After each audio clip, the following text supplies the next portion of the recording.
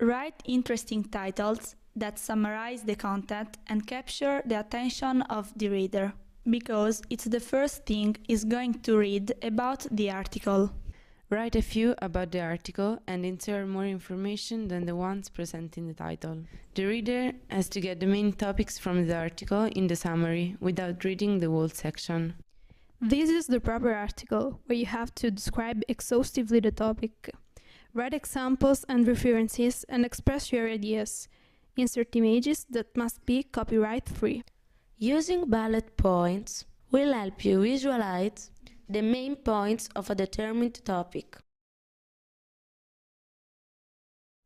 At the bottom of the page, insert additional websites for even more information, in case the reader wants to deepen the topic. Insert your information sources too.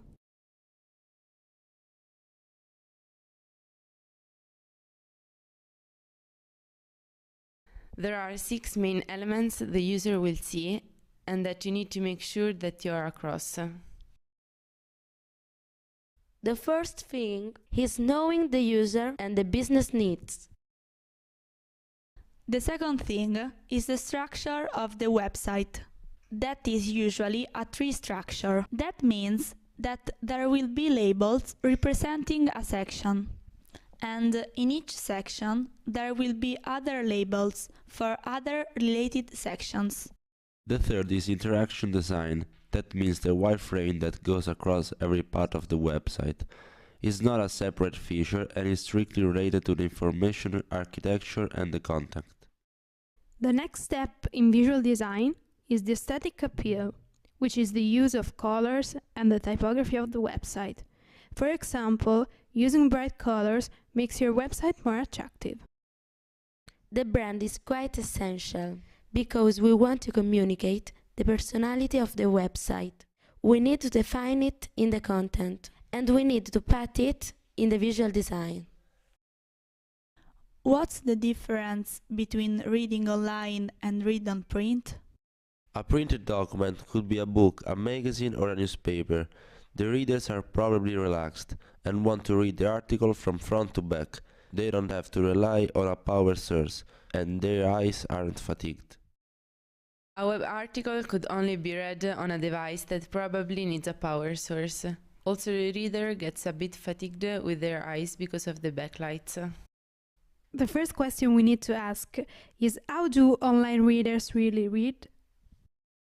They usually scan the web page. They get through the headline and maybe a bit of the summary.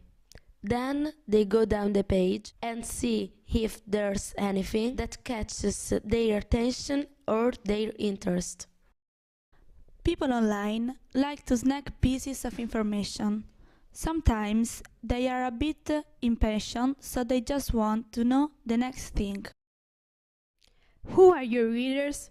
We need to find it out, because we have to make the content useful for someone. We need to understand lots of information about them and what they like.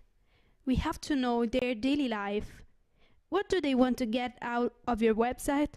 Remember that they might be from a different background, and maybe their literacy levels could be different to yours.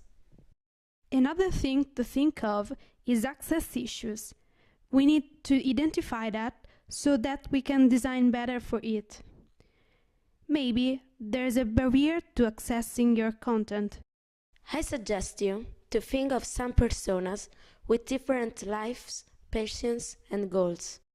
Try to think when and where they are going to read your articles. What's their purpose? Do they want general information or specific ones? So when you write, keep clear who will read your articles. Would your personas understand what we are talking about? These informations could be used Created using Powtoon.